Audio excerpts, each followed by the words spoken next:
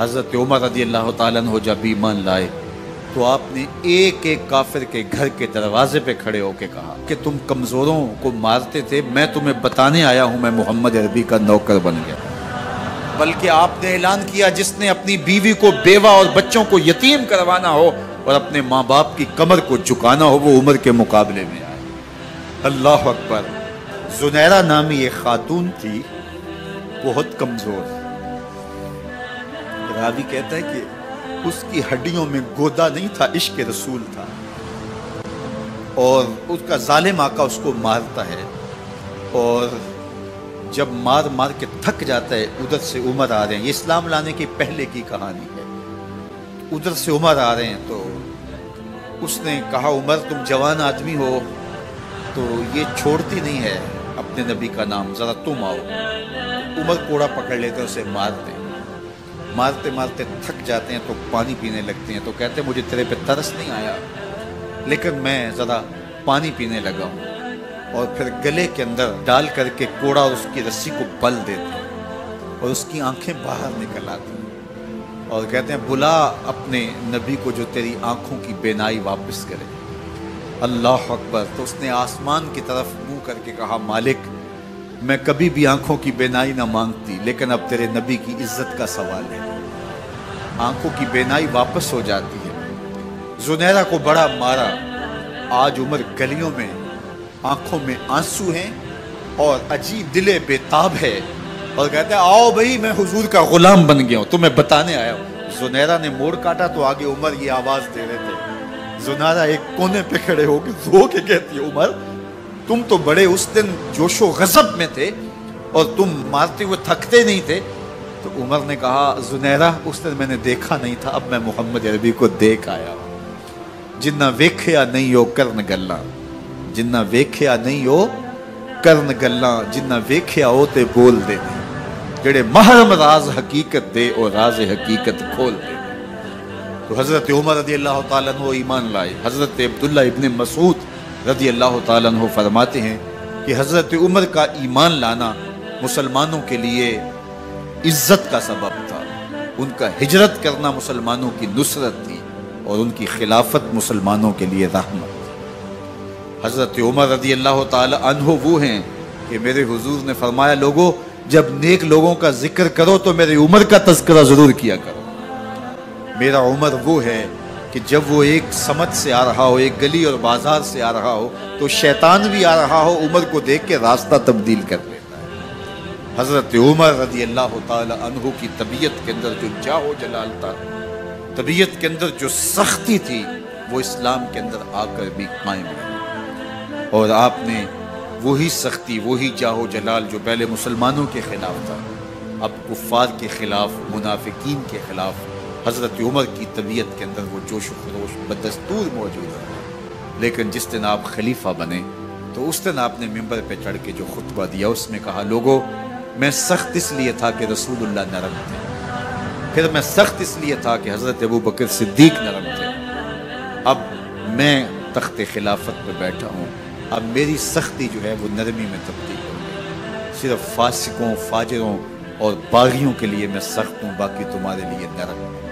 سب سے کم جو تنخواہ بیت المال سے اگر کسی وجود نے لی ہے تو وہ حضرت عمر رضی اللہ تعالیٰ عنہ نے صرف 2 جوڑے لیتے تھے سال میں، اور راوی کہتا ہے کہ میں نے دیکھا ہے کہ اس میں بھی 17 پیوند لگے ہوتے تھے۔ حضرت عمر رضی اللہ تعالیٰ عنہ کا طرز زندگی، آپ کا انداز معاشرت اور آپ کا انداز خلافت، ہر لمحہ آپ کی زندگی کا اٹھا کے دیکھیے کتنی مرتبہ قرآن حضرت عمر کی رائے کے مطابق نازل ہے۔ اللہ تعالیٰ جل شانہ نے ان کو صاحب الہام بنایا تھا۔ ہر امت میں کوئی صاحب الہام ہوتا ہے، حضور کی امت کا صاحب الہام حضرت عمر رضی اللہ تعالیٰ، اور آقا کریم نے انہیں اپنا وزیر قرار دیا۔ فرمایا میرے 2 وزیر آسمانوں میں ہیں، 2 وزیر زمینوں میں ہیں، آسمانوں کے وزیر جبرائیل اور میکائیل ہیں اور زمین کے وزیر ابو بکر اور عمر رضی اللہ تعالی عنہما۔ ایک دن حضرت عمر بیٹھ کے رو رہے تھے تو کسی نے کہا حضرت رو کیوں رہے ہیں؟ فرمایا کہ میں اس لیے رو رہا ہوں کہ فلاں پل سے بکریاں گزری ہیں، تو پل کے اندر شکستگی تھی، ٹوٹا ہوا تھا پل درمیان میں، اس میں ایک بکری کی ٹانگ ٹوٹ گئی ہے۔ تو میں ڈرتا ہوں کہ میرا رب یہ نہ پوچھے کہ عمر تو نے پل صحیح تعمیر نہیں کروائے تھے کہ ایک بکری کی ٹانگ کیوں ٹوٹی ہے۔ یہ ہیں حضرت عمر رضی اللہ تعالی عنہ۔ اللہ اکبر۔ تو اللہ تعالیٰ جل شانہ نے حضرت سیدنا عمر بن خطاب رضی اللہ تعالیٰ عنہ سے جو کام لیا، مختصر دور خلافت کے اندر 10 سال 6 ماہ 4 دن آپ نے خلافت فرمائی ہے، لیکن کہاں سے چلے اور یہاں مکران تک، بلوچستان کا حصہ ہے، یہاں تک آپ کے سلطنت کی حدود وسیع ہوئی، ادھر آرمینیا تک جا پہنچے، حمص فتح کیا، قادسیہ، یرموک۔ آپ ذرا دیکھیے کہ کہاں تک آپ کی فوجوں کے گھوڑے دوڑتے رہے، اور اللہ تعالیٰ جل شانہ نے ان کو جو توانائی، عدل و انصاف کی قوت عطا فرمائی۔ اللہ اکبر۔ جب زمین پہ عدل کیا ہو تو زمین بھی حکم مانتی ہے، اور حضرت عمر وہ تھے جن کا حکم ہوائیں بھی مانتی تھی، زمین بھی مانتی تھی، جن کا حکم جو ہے وہ آگ بھی تسلیم کرتی تھی اور دریا بھی ان کا حکم مانا کرتے تھے۔ مصر کے اندر یہ رسم بد جاری تھی کہ سال کے بعد ایک دوشیزہ کو زیورات پہنا کے اچھے لباس میں ملبوس کر کے دریا کی بھیڑ چڑھایا جاتا، اس کی قربانی دی جاتی، اس کا خون بہتا تو دریا چلتا۔ جب مسلمانوں نے مصر فتح کیا تو گورنر نے لکھا کہ اسلام تو اس طرح کی رسوم کی اجازت نہیں دیتا، لیکن خشک سالی ہے، لوگوں کی فصلیں ویران پڑی ہے، تو حضرت کیا کیا جائے؟